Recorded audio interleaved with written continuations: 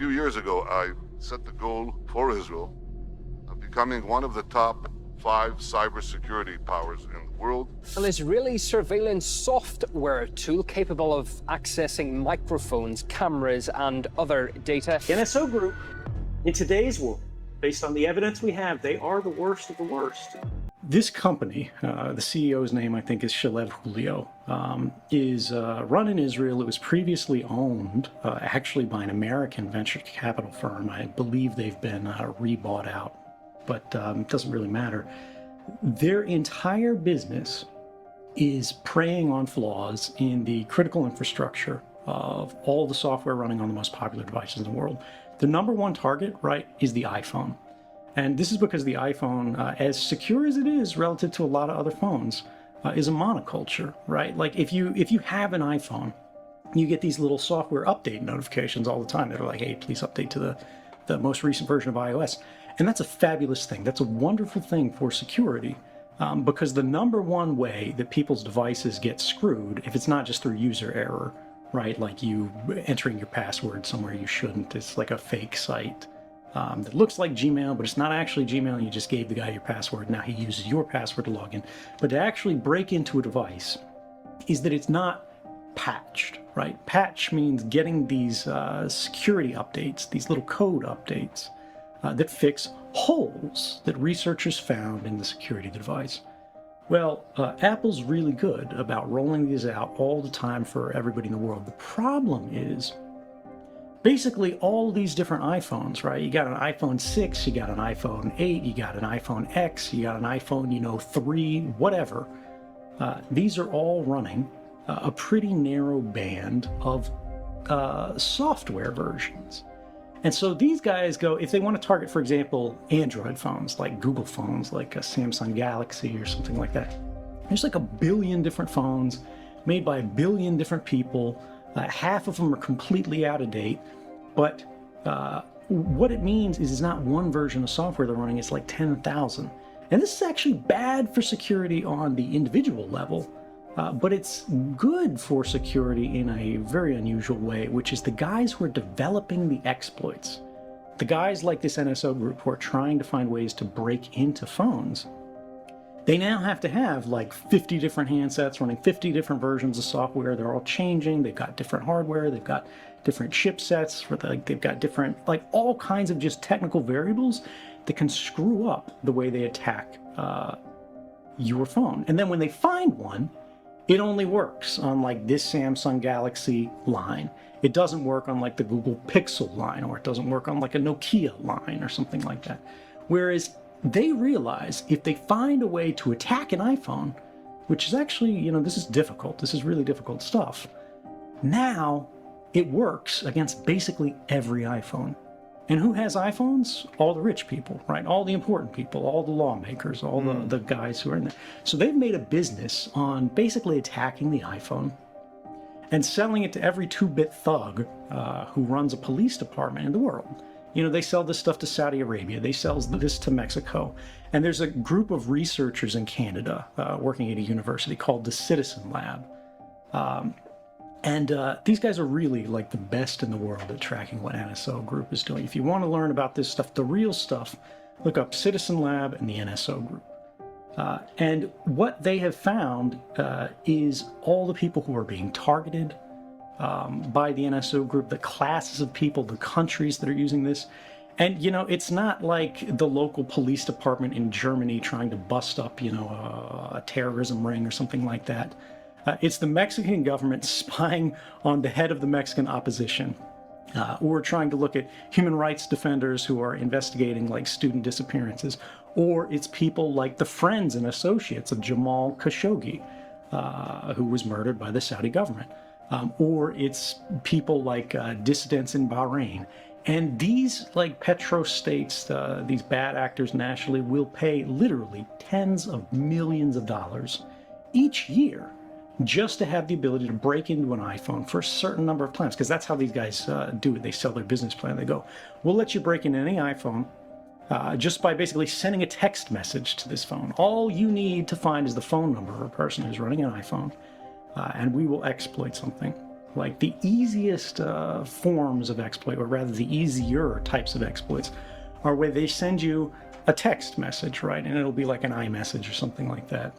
And it's got a link in it that'll be like, oh gosh, terrible news, you know, your buddy's father just died, and we're making funeral arrangements. Are you going to be there? It's the day after tomorrow. And when you click the link for the funeral arrangements, it opens your web browser. And the web browser on your phone is always the biggest, most complicated process in it, right? There's a zillion lines of code in this, as opposed to an instant messenger where there's fewer lines of code in it. And they'll find one thing in that where there's a flaw that lets them feed instructions, not just to the browser, but basically escape the little sandbox that the browser's supposed to play in. That's supposed to be safe, where it can't do anything too harmful. And it'll run out of this sandbox, and it'll ransack your phone's like hardwired operating system, the system image. It'll like give them privileges to do whatever they want on your phone, as if they are you, and then as if they have a higher level of privilege than you. They have system level privileges to change the phone's operation permanently, right? And this is the problem, is on the phone. You can replace the phone, right? And they'll lose access to that. But if they've already used that to gain the passwords that you use to access, you know, your iCloud or whatever, when they have control of the phone, they've already got your photo roll, right? They've already got your contact list. They already have everything that you've ever put in that phone. They already have all your notes. They already have all your files. They already have everything that's in your message history, right? They can pull that out immediately. And now, because they have, you know, all your contacts and things like that, they see that phone stop being active. They know you've changed your phone number. All they have to do is find the new phone number, and then they can try to go after you again. The benefit is, with that old style of attack, if you get that message and you don't click that link, you're somebody in a vulnerable class, right? You've had these kind of attacks against you before. It looks suspicious. You don't know who this person is. The number isn't right, something like that. And you save that link. You don't click the link. You don't do anything with that link, but you send it to a group like Citizen Lab. They can basically use that link to basically use like a dummy phone, like a sort of a Trojan horse, to go to the site that would attack your phone and catch it. And this is what the sort of process that all of their research is based on. There are other more advanced types of attacks that actually don't have these defenses against them, that are far more scary. But the bottom line is... Can I stop you for a second? Yeah. What is Citizen Lab? Citizen Lab, you just said? Yeah, that? the Citizen Lab is the name of this research group at the university in Canada, who basically studies state-sponsored and corporate malware attacks against civil society. It's run by a guy named Ron Deibert, I believe. You guys will have to fact check me on that one. I think he just published a book, actually, or is publishing a book about all of this. But it's really, they are the world leaders, in my opinion, in basically investigating these kind of attacks and exposing them. It's a true public service. Let's go back to that one thing. I asked you about warrants, and you talked about the fact that like people could plant evidence on things and then get motivation, or rather they could show probable cause, right, to the court to then investigate you, and then they can get everything. And you said, you know, you thought that a warrant meant they can go and search your house, and this is the kind of thing that we, you know, modern people are used to thinking of in the context of a warrant. Cops go to a specific place looking for specific things that are elements of a crime. Now, you know, you've heard all these things where like cops find a way to like stop somebody and they like are like, oh, I smelled pot or whatever, and they try to, you know, toss their car or whatever. Or plain sight doctrines where they open the door and the guy sits down and talks to them and they go, oh, you know, I see a bong or something. You know, that's paraphernalia, you're going to jail. But until I think it was 1967, warrants in the United States could only be used to gather two things. They were called the fruits and instrumentalities of a crime, which meant even if the cops knew you did it, even if the cops knew you know, rode the subway or worked for this company or whatever, they couldn't get all the company's records. They couldn't, if they existed, get all the emails that you ever wrote. They couldn't get your friend to turn over like an exchange of letters that you had with this person. The fruits of the crime were the things that they gained from it, right? If they robbed the bank, the cops could get the sack of money. The instrumentalities were the tools that were used, right? Like if you used dynamite or a crowbar or a getaway car, they could seize all of those things.